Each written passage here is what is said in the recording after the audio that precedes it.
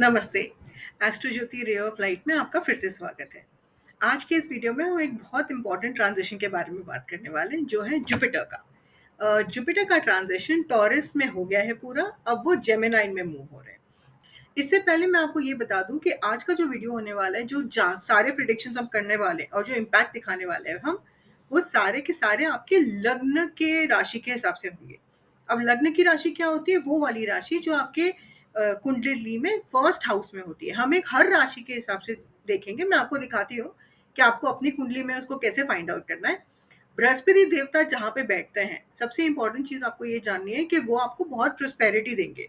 आपका बहुत गुरुजी आप पे कृपा करने वाले हैं। सो ये साल आपके लिए काफी अच्छा होने वाला है। इससे पहले कि हम ये देखें, आइए मैं आपको ये दिखाती हूँ कि आपको अपनी कुंडली में ये कैसे फाइंड आउट करना है कि आप कर्क लगन के हैं और कहाँ पे गुरुजी का इम्पैक्ट होने वाला है और कहाँ कहाँ पे जुपिटर की दृष्टि पड़ेगी। तो ये एक कैंसर की कुंडली है।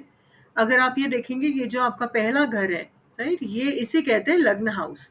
अगर इस पर्टिकुलर पहले घर में आपका नंबर यहाँ पे 4 लिखा हुआ है, नंबर चाहे कोई भी यहाँ पे प्लैनेट बैठा हो, उससे कोई फर्क नहीं पड़ता। लेकिन अगर आपके लग्न हाउस में नंबर 4 लिखा हुआ है, गुरु जी जहाँ विराजमान होंगे वो आपके 12वें घर में होंगे। सो 12वें घर में यहाँ पे इनका इम्पैक्ट आने वाला है। अब देखते हैं कि इनकी दृष्टि कहाँ पड़ेगी। उनकी 5वीं, 7वीं और 9वीं दृष्टि होती है। तो 1, 2, 3, 4, 5 उनकी पहली दृष्टि पड़ेगी चौथे घर में, जो आपका प्रॉपर्टी का माता जी का घर है।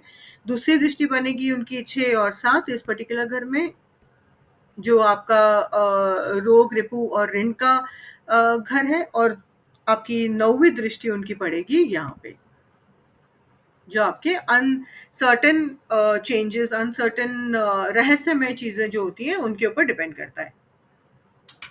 क्योंकि जुपिटर का इम्पैक्ट आपके 12वें घर में होने वाला है, तो हाई पॉसिबिलिटी है कि आपके एक्सपेंसेस बढ़ने वाले हैं। 12वां घर ऑल्सो रिलेटेड टू ट्रैवल है, तो कहीं फॉरेन ट्रैवल्स होने के भी चांसेस हैं। ये भी पॉसिबिलिटी है कि आपको कोई जॉब मिले जहाँ पे फॉरेन में हो, बहुत टाइम से लेके आपकी अर्निंग बेसिकली फॉरेन लैंड से होने की चांसेस हैं।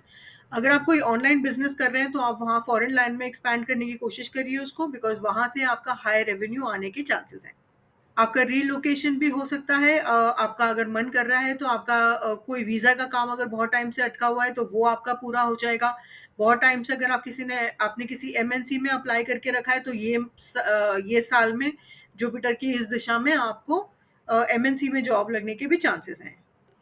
कोई ना कोई पुराना एक्स आपकी ज़िंदगी में आने के चांसेस दिख रहे हैं, बिकॉज़ कहीं न कहीं वो इम्पैक्ट करेगा कुछ पुरानी बातों को रिलिव करने के। आपके सामने आके खड़ी हो जाएँगी वो चीज़ें। अब आपके ऊपर है कि आप उसे अवॉइड करते हैं, कि आप अपनी लाइफ़ में लेते हैं उसे। तो आपको उस हिसाब से अपना डिसीजन लेना है कि what is good for you and what is bad for you. तो आपको थोड़ा कॉन्शियसली यहाँ पे डिसीजन लेना है। कहीं न कहीं आपकी हेल्थ थोड़ी-सी इम्पैक्ट करने वाली है, बिकॉज़ छठे घर पे इसका दृष्टि पड़ रही है गुरु की, तो बहुत ज़रूरी है कि आप अपनी हेल्थ को प्रायोरिटी दें। रेगुलरली आपको प्राणायाम, योगा, मेडिटेशन करना है, बिकॉज़ माइंडफुलनेस बहुत ही इम्पोर्टेंट है आपके लिए। स्लीप इश्यूज होने वाले हैं, एंग्जाइटीज होने वाली है। हो सकता है कि आपको थोड़ा सा फील हो डिप्रेशन टाइप का। आपको अपना ख्याल रखना पड़ेगा। ये बहुत ही मेंटल स्ट्रेस एंड थोड़ा सा हैवी टाइम हो सकता है आपके लिए from your health perspective. From your money matter perspective आपको फॉरेन लैंड से इनकम होने के चांसेस हैं। सो फाइनेंशियल इश्यूज नहीं लग रहे हैं, लेकिन हेल्थ रिलेटेड इश्यूज लग रहे हैं। फैमिली में किसी एजेड पर्सन की तबीयत खराब हो सकती है, उससे आपको टेंशन हो सकता है at the end of the year. आपको ऐसा कहीं न कहीं लगेगा कि आप फैमिली से थोड़ा-सा डिस्टेंट हो रहे हो, फैमिली आपसे दूर हो रही है, कम्युनिकेशन थोड़ा-सा कम होगा। यू विल फील दैट पहले जितना क्लोज़ थे अब उतना नहीं रहे, चाहे वो पेरेंट्स के साथ हो, बच्चों के साथ हो, हस्बैंड के साथ हो, वाइफ हो, या भाई-बहनों के साथ हो, कहीं न कहीं आपको ऐसा डिस्टेंस थोड़ा-सा फ़ील होगा। लेकिन वो सिर्फ़ आपका मन का वहम है। आप बात करिए, बैठिए उनके साथ, because family is the only thing जो आपके साथ रहने वाली है हमेशा। सो उनके साथ टाइम स्पेंड करने की कोशिश करिए, मेडिटेशन करिए। स्लीप पैटर्न को कंट्रोल में करने की पूरी-पूरी कोशिश करिए, बिकॉज़ स्लीप इश्यूज़ दिखाई दे रहे हैं क्लियर, बिकॉज़ 12वां जो घर है वो स्लीप के बारे में भी होता है। सो आपको ये इंश्योर करना है कि आप टाइम पे सो रहे हैं, टाइम पे उठ रहे हैं एंड डिस्ट्रैक्शन नहीं होना चाहिए रात के टाइम। आपको हो सकता है कि कुछ एंसेस्टर्स भी आपकी नींद में आएँ, आपको सपने में दिखाई दें। आपको अपने एंसेस्टर्स के साथ एक कनेक्शन फ़ील होगा, व्हिच इज़ फाइन। गुरुजी वो लाते हैं, वो होता है। 8वें घर का इम्पैक्ट हो रहा है तो वो होगा। हो सके तो थर्सडे को टेम्पल जाइए और प्रेयर करिए, वहाँ जाके सेवा करिए। छठे घर में उनका डायरेक्ट इम्पैक्ट हो रहा है। छठे घर आपको सिर्फ आप बेटर कर सकते हैं सिर्फ सेवा करके। सो अगर आप सेवा करेंगे तो गुरु जी की आपकी दृष्टि आप पे बनी रहेगी।